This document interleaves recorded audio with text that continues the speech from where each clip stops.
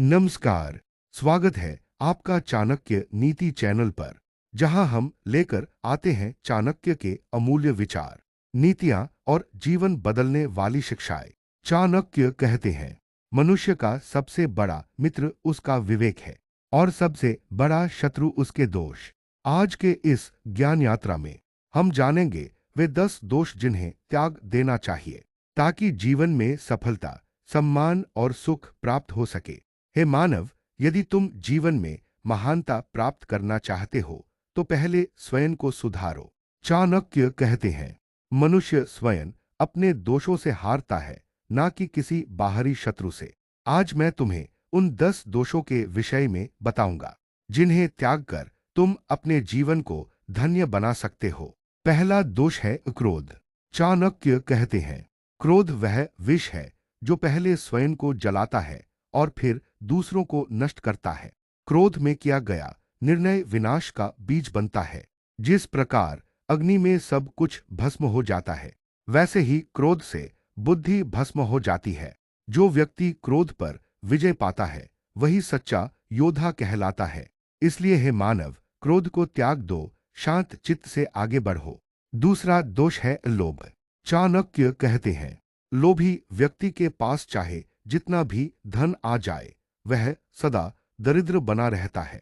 लोभ मनुष्य को अंधा बना देता है। लोभवश किया गया कोई भी कार्य अंततः दुख ही देता है। चाणक्य ने स्पष्ट कहा है, लोभ सब दोषों का मूल है। इसलिए लोभ को त्यागो और संतोष को धारण करो। जिसके हृदय में संतोष है वही सच्चा धनी है। तीसरा दोष है अहंकार।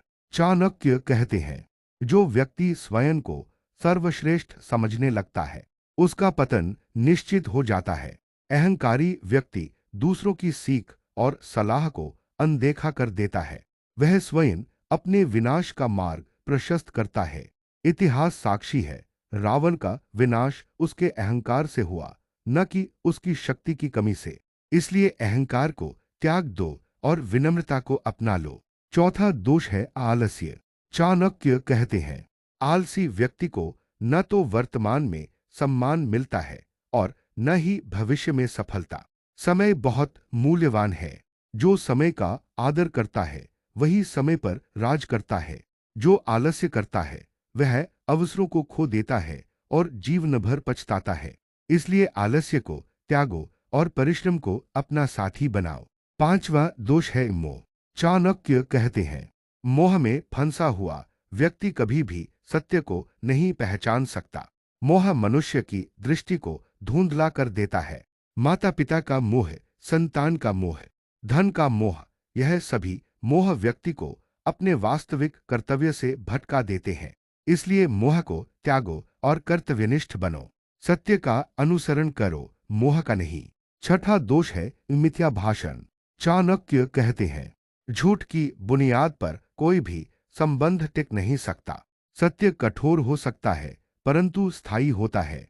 मिथ्या भाषण से प्राप्त लाभ क्षणिक होता है और अंततः अपमान में परिवर्तित होता है। जो सत्य बोलता है वही दूसरों का विश्वास अर्जित करता है। इसलिए मिथ्या भाषण को त्यागो और सत्यनिष्ठ बनो। सातवां दोष है दुष्ट संगति। चाणक्य कहते हैं, बुरे मित्र के साथ रहना स्वयं को विनाश के मार्ग पर धकेलने के समान है। संगति का प्रभाव गहरा होता है।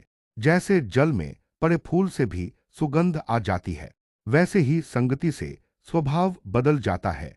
दुष्ट संगति से व्यक्ति के संस्कार और सोच दोनों बिगड़ जाते हैं।